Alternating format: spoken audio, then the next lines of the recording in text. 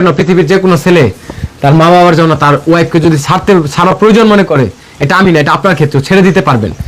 কিন্তু একজন ওয়াইফ কার কাছে নিরাপদ থাকে এই পৃথিবীতে? তার স্বামীর কাছে, তার মা বাবার কাছে না। আমি ওর এটা নিরাপদ জায়গা ছিল, ওরে আমি শালীনতার সহিত রেখে এই দেশের সবার কাছে আমি ওকে ভালো বানিয়েছি, কিন্তু ও আমাকে দেশের মানুষের সামনে বানিয়েছে খারাপ, নষ্ট ছেলে। ওর কাছে কি ডকুমেন্ট আছে যে আমি কোথায় যে পরকে করছি, কার সাথে করছি? এখন ওর বিষয়টা আমি বলবো দেখে ও আগে থেকে বলতেছে আমি বলার ফাইলে ফাইলে তো কোনে গেছি, এই 8 মাস ওরে স্যার আমি কোথায় গেছি, কোথায় যে সময় কাটিয়ে থাকাইছি।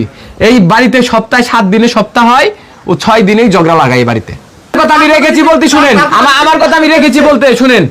এই যে এতদিন শুনছেন ডিভোর্সের বিষয়, আমি ওকে ডিভোর্স লেটার পাঠাইছি, ওকে ডিভোর্স লেটার পাঠাইছি, কিংবা পারিবারিক ভাবে ফ্যামিলি নিয়ে বসছিলাম ডিভোর্সের ব্যাপারে কথা বলছি, এটাও হয় নাই।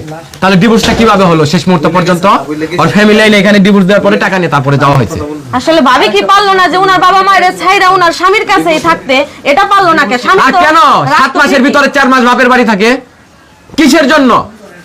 একটা মেয়ে কেন থাকবে? আমাকে সে বিনো করছে, আলাদা হইছে। সে আমাকে কে খাওয়াইছে, আমি কি খাইছি, কি রান্না করে দিছে, ও তো আলাদা হইছে।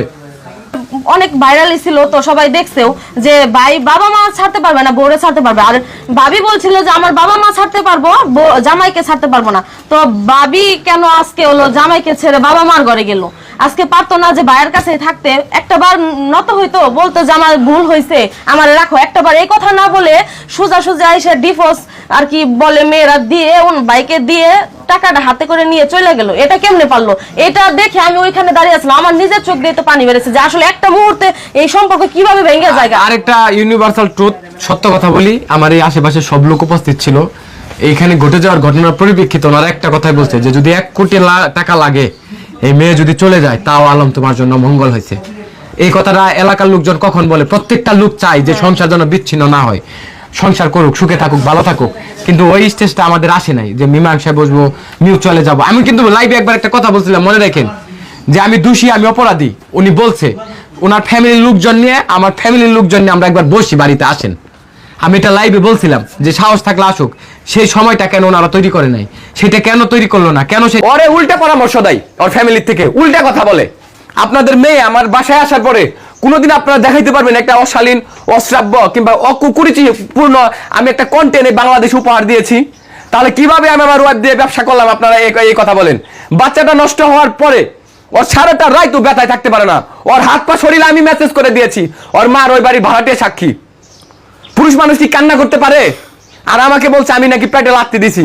এরপরে ওই যে ভাড়াটিয়া যে উনি বললো, দেখছো এবার তো বুঝলাম যে এটা কোন জাতের মেয়ে। ক্লিয়ার কইলে বাবা কিছু করার নাই, ওর মা বাবা হোক, তারপরে দেখি। আমার লগে মোবাইল নেওয়ার লাগে এত পাঁচরি করছে। আমি কইছি লকটা খুলো, লক খুললে আমার দেখাই নাই ওইটা কে ছিল। আপনারা বলছেন আমি পরকিয়া করছি, কমেন্ট করছেন। আমি আলম হাসান পরকিয়া কিভাবে করব? আমারে তো প্রতিদিন শত শত মেয়ে মেসেজ দেয়। আমি কি কোনো মেয়েকে দিয়ে বলছি আমার সাথে রিলেশন করেন? যদি আমি করতাম তাহলে বলতে পারতেন আমি পরকিয়া করছি। আমি যদি আপনার বউ, বোন, বান্ধবী কাউকে ডিস্টার্ব করতাম তাহলে বলতে পারতেন আমি পরকিয়া করছি। আমাদের যেখানে মেয়েরা দেখা করার জন্য মেসেজ দেয়, কথা বলে, সেখানে আমি কিভাবে পরকিয়া করতে গেলাম? আমি কিভাবে পরকিয়া করলাম? আমাকে ছুটা করতে চাই না, ওকে আমি ভালোবাসি, এজন্য আমি এগুলো পাবলিশ করি নাই। ও আচ্ছা, ও যে আমার বাসায় ট্যাবলেট খাইছে, ওয়াশ করছি, এলাকার কেনা না জানে। আগের জামের জন্য ওয়াশ করে নিয়ে আসছি, আপনাদের ভিডিও দেখাইছি না? সেটা আমি দেখাইছি কিনা?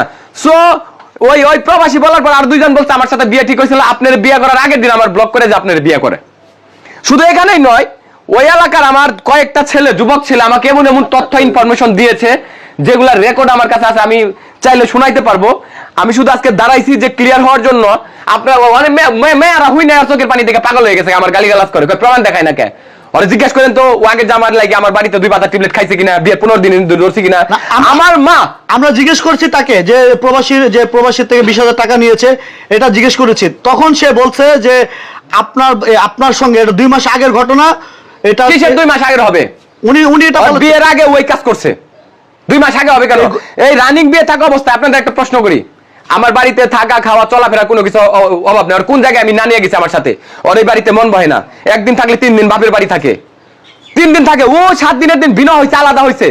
আমি যে 4 মাস এই বাড়িতে আমার ফাইলে থেকে গেছে গা, তাহলে এই বাড়িতে 4 মাস আমার রান্না বান্না করে কে খাওয়াইছে? ওই তো আলাদা হয়েছে। আরেকটা কথা বলো, আমার এই ঘরের ভিতরে কি না আছে? চাল